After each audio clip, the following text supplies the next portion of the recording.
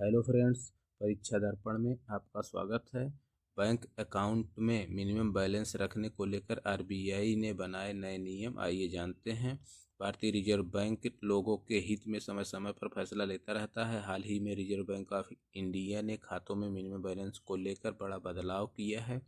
अगर आपका किसी बैंक में खाता है तो आपके लिए ये जानना बेहद ज़रूरी है। मौजूदा वक्त में हर व्यक्ति के पास अपना बैंक अकाउंट है। वैसे तो बैंक के अकाउंट दो तरह के होते हैं, एक तो करंट अकाउंट होता है, दूसरा सेविंग अकाउंट होता है।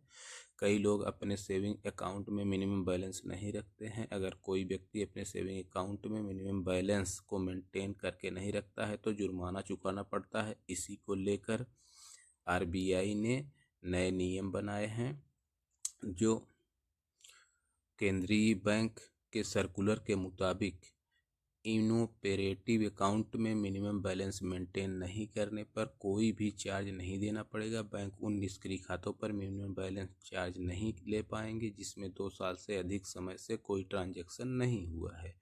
आरबीआई के ये नियम 1 तारीख से लागू हो गए हैं। रिजर्व बैंक ने खातों में मिनिमम बैलेंस को लेकर बड़ा बदलाव किया है। अगर ग्राहक बैंक अकाउंट का इस्तेमाल नहीं कर रहे हैं तो आपको मिनिमम बैलेंस चार्ज नहीं देना पड़ेगा। आरबीआई ने कहा है कि बैंक उन खातों पर मिनिमम बैलेंस मेंटेन न करने के लिए पेनाल्टी नहीं लगा सकते हैं जो खाते निष्क्रिय हो चुके हैं। इसमें उन खातों को शामिल किया गया है जिसमें 2 साल से अधिक समय तक कोई ट्रांजैक्शन नहीं किया गया है। आरबीआई के नए नियमों में और क्या है? रिजर्व बैंक ने ये भी कहा है कि बैंक स्कॉलरशिप या डायरेक्ट बेनिफिट ट्रांसफ़र पाने के लिए खोले गए खातों को निष्क्रिय के रूप में क्लासिफाई नहीं कर सकते हैं, भले ही इन खातों का इस्तेमाल 2 साल से अधिक समय तक नहीं किया गया हो।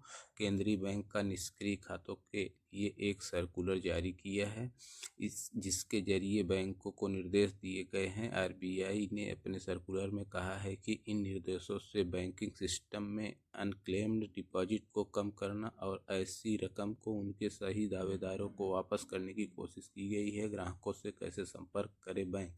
आरबीआई के नए नियम के अनुसार बैंकों को कस्टमर को एसएमएस, लेटर या मेल के जरिए उनके खातों को निष्क्रिय होने की जानकारी देनी होगी। इन सर्कुलर में बैंकों से यह भी कहा गया है कि अगर कोई निष्क्रिय खाते का मालिक जवाब नहीं देता है तो बैंक उस व्यक्ति से संपर्क करे जो खाता धारक या खाता धारक जो गारंटर हैं उनके पास से संपर्क कराए। अकाउंट एक्टिव करने के लिए कोई चार्ज नहीं लगेगा। रिजर्व बैंक ऑफ इंडिया के नए सर्कुलर के मुताबिक बैंकों को निष्क्रिय किए गए खातों में मिनिमम बैलेंस मेंटेन नहीं करने पर पेनाल्टी लगाने की इजाज़त नहीं दी गई है। नियम के अनुसार निष्क्रिय खातों को एक्टिव करने के लिए कोई चार्ज नहीं लिया जाएगा। केंद्रीय बैंक की ताज़ा रिपोर्ट के मुताबिक मार्च तक अनक्लेम डिपॉजिट में 28% की बढ़ोतरी हुई है और 42,272 करोड़ रुपए तक पहुंच गई है। वो डिपॉजिट अकाउंट जो 10 साल या उससे अधिक समय से ऑपरेट नहीं किया गया है उसके बैलेंस को बैंक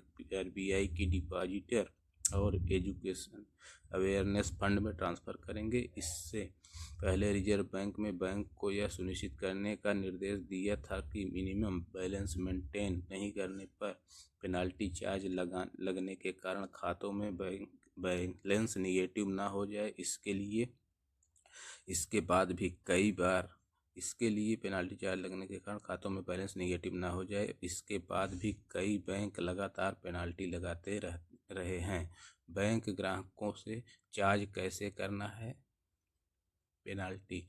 किसी भी खाते में मिनिमम बैलेंस में कम पैसे होने पर खाता निगेटिव हो जाता है। वहीं जब ग्राहक उसमें पैसे डालता है तो पहले बैंक की ओर से पेनाल्टी के पैसे काट लिए जाते हैं। मान लीजिए किसी बैंक अकाउंट में मिनिमम बैलेंस ना रखने की वजह से 1,000 रुपये की पेनाल्टी लग गई है तो उस अकाउंट में जैसे ही आप 5,000 रुपये डालेंगे उसमें से सबसे पहले बैंक 1,000 रुपये काट लेगा और उसके बाद सिर्फ 4,000 रुपये ही वापस मिलेंगे। मिनिमम बैलेंस नहीं रखने पर बैंकों ने ग्राहकों से वसूले 22,044 करोड़ रुपए। साल 2018 के बाद से सार्वजनिक क्षेत्र के बैंकों और निजी बैंकों ने खातों में मिनिमम बैलेंस नहीं रखने एडिशनल ATM ट्रांजैक्शन और SMS सर्विसेज के नाम पर 2018 के बाद से 5 वर्षों में अपने बैंक खाता धारकों से 35,587 करोड़ रुपए पेनाल्टी चार्ज के नाम पर वसूले हैं। सरकार की ओर से संसद में ये जानकारी दी गई है कि प्रश्नकाल में पूछे गए सवालों के जवाब में वित्त राज्य मंत्री ने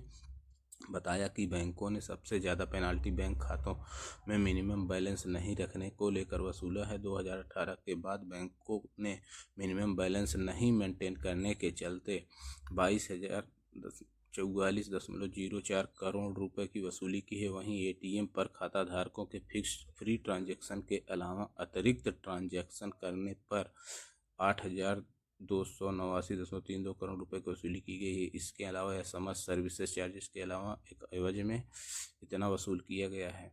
बैंक अकाउंट में इस लिमिट से ज़्यादा नहीं रखना चाहिए पैसा। क्या आपको पता है अगर भारत में कोई बैंक दिवालिया या डिफाल्टर होता है तो उस बैंक में जमा लोगों के जमा पैसे का क्या होगा? ग्राहक को कितने पैसे वापस मिलेंगे और भारत में इसे लेकर क्या नियम बनाए गए हैं?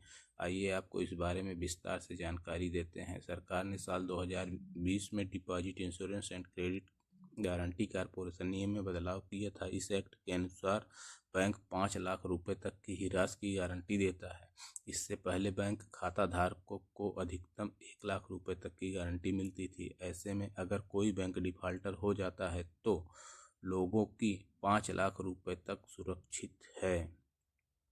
ग्राहकों को इससे ज़्यादा पैसा नहीं मिलेगा। ऐसी ही जानकारी के लिए हमारे चैनल को लाइक करें, सब्सक्राइब करें, कमेंट और शेयर करना ना भूलें। Thanks for watching. Have a nice day.